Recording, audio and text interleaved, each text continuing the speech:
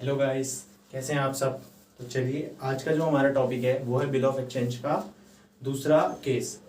जो दूसरा केस है वो हमारा है when the bill Saint for collection. When the bill Saint for collection. अब क्या करेंगे, हम अपने बिल को सेंट फॉर कलेक्शन करेंगे। तो यहाँ पे क्या होगा, दो बुक्स होंगी, in the books of drawee और in the books of drawer. तो आइए पहले इनके में देखते हैं। Normal on the time of drawn, मतलब जब बिल ड्रॉन होगा तब क्या एंट्री होगी, तब वही सेम एंट्री जो हमने लास्ट क्लास में करी थी। कौन सी वाली, B R account debit to drawee account. B R account debit to drawee account और नरेशन आप लिख देंगे बी।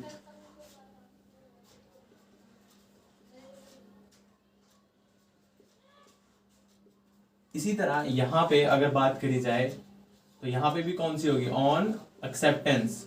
जब हम एक्सेप्ट करेंगे बिल को तब, और कौन करेगा, ड्रॉ ही करेगा। तो उसकी अकाउंट की एंट्री क्या करेंगे,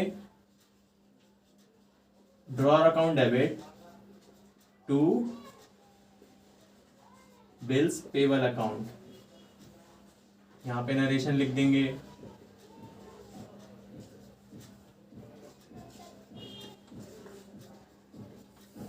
आइए। इसी तरह यहां पे अब जब बिल सेंट फॉर कलेक्शन होगा तो बिल सेंट फॉर कलेक्शन। अब बिल कलेक्शन के लिए भेजा गया है तो बिल जिसके पास था वो भेजेगा, और बिल था किसके पास, ड्रॉअर के पास। तो ड्रॉअर की बुक में एंट्री होगी खाली। ड्रॉई की बुक से इसका कोई लेना देना है नहीं, क्योंकि ट्रांजेक्शन सारी इसके और बैंक के बीच हुई है। ड्रॉई का यहाँ पे कोई लेना देना नहीं है, तो ड्रॉई की बुक में भी कोई एंट्री नहीं करेंगे। आइए यहाँ पे करते हैं। तो कैसे करेंगे, देखिए हमने भेजा कहाँ है, तो पहले लिखेंगे send for collection account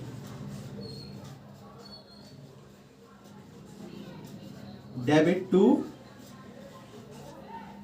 B R account. जो हमारा बी आर था वो कहां चला गया है, सेंड फॉर कलेक्शन। ठीक है, इसकी नरेशन लिख देंगे।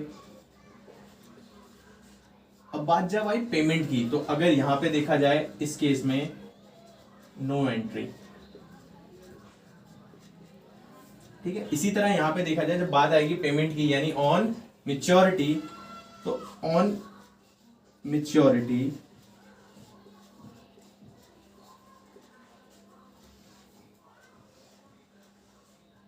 देखिए अपना जब ड्रॉअर की बुक में एंट्री होगी तो पहले हम क्या कर रहे थे, पहले नॉर्मली हम कर रहे थे कि हमारे पास बैंक आ रहा था और बीआर जा रहा था। लेकिन अब बीआर तो हमारे पास है नहीं, लेकिन बीआर कहीं तो है, तो वो कौन होगा, अब बैंक देगा हमें। तो हमारे अकाउंट में क्या होगा, डायरेक्ट बैंक में क्रेडिट होगा।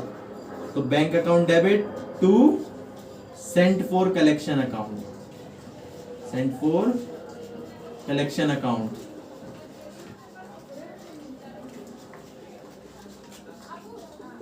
देखिए ये इसलिए है क्योंकि हमारे पास अभी क्या था, जो ड्रॉअर था और ड्रॉई था,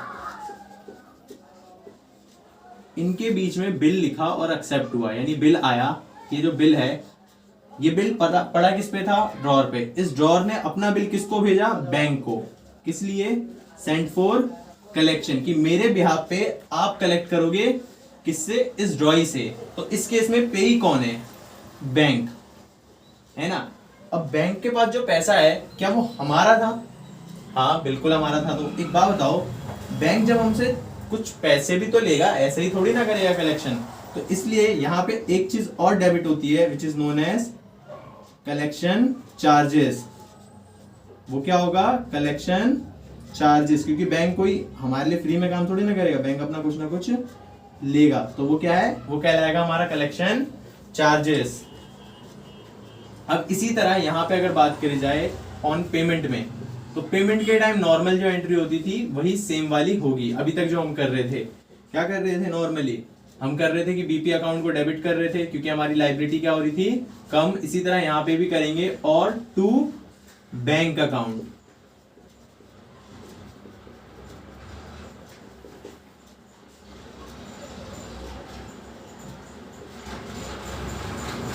यहां पे भी नरेशन लिखेंगे इसे नोट डाउन करिए, फिर आगे हम एक क्वेश्चन करते हैं।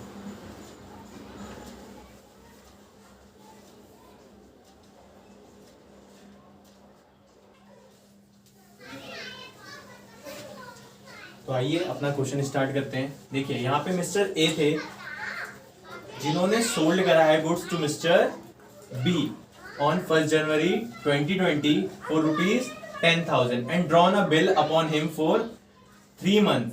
Mister A send the bill for collection on the maturity date the bill was honoured. मतलब अब क्या है, मिस्टर ए ने मिस्टर बी को सोल्ड करा है गुड्स और एक ड्रॉ करा है बिल, वो भी 1 जनवरी 2020 को, और वो बिल था 3 महीने का। उसके बाद वो बिल को क्या कर दिया गया है, सेंड फॉर कलेक्शन, और जब बिल की मेच्योरिटी डेट आई तो बिल वाज ऑनर्ड, मतलब उसकी पेमेंट हो गई। तो आइए इनकी जर्नल एंट्री बनाते हैं। पहली है 2020 को सेल की एंट्री। तो सेल की नॉर्मल एंट्री क्या होती है, 1 जन को B account debit to sales account, B account debit to sales account being, है ना। तो कितने की हुई है, 10,000 की। तो 10,000 10,000। इसी की तरह ड्रॉर की बुक में कर लेते हैं और ड्रॉई की बुक में कर लेते हैं, यानी मिस्टर बी की बुक में। तो आइए 1 जन इन्होंने क्या करा, गुड्स परचेज करा है, तो परचेज अकाउंट डेबिट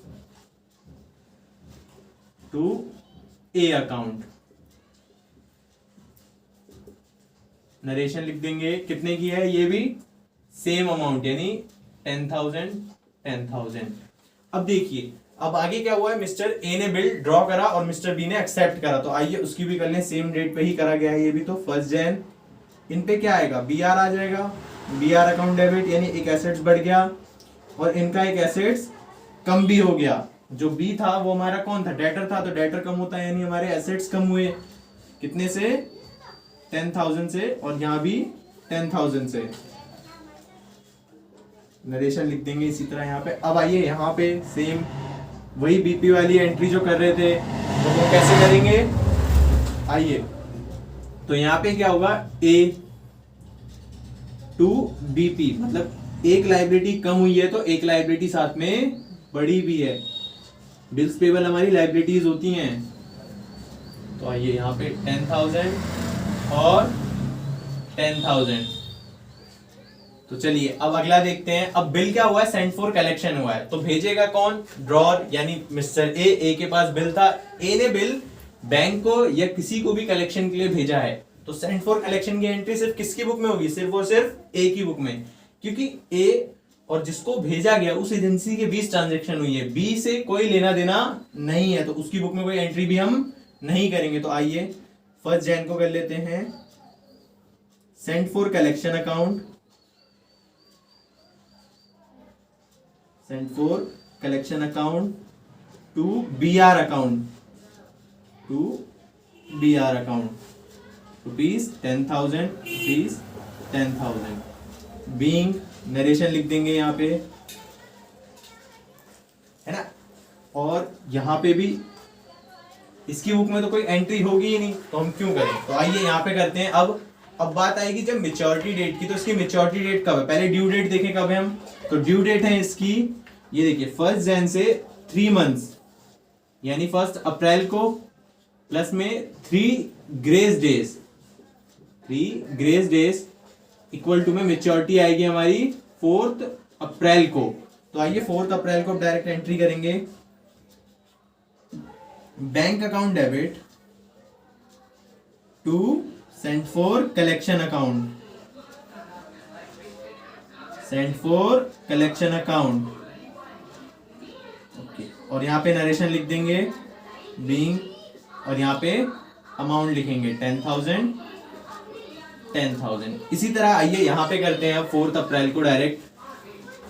तो इसकी एंट्री क्या करेंगे, तो इसकी एंट्री नॉर्मल करेंगे, हमारी लाइबिलिटी कम हुई है तो डेबिट कर देंगे, BP account debit to bank account,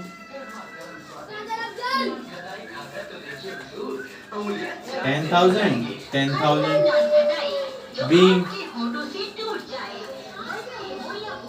ठीक है। तो इस क्वेश्चन में बस इतना ही करना था। अगर आपको वीडियो अच्छी लगी तो सब्सक्राइब करो यार, लाइक करो और कमेंट करके जरूर बताओ आपको ये वीडियो कैसी लगी, और अपने दोस्तों को भी शेयर करो ताकि उन्हें भी हेल्प मिले।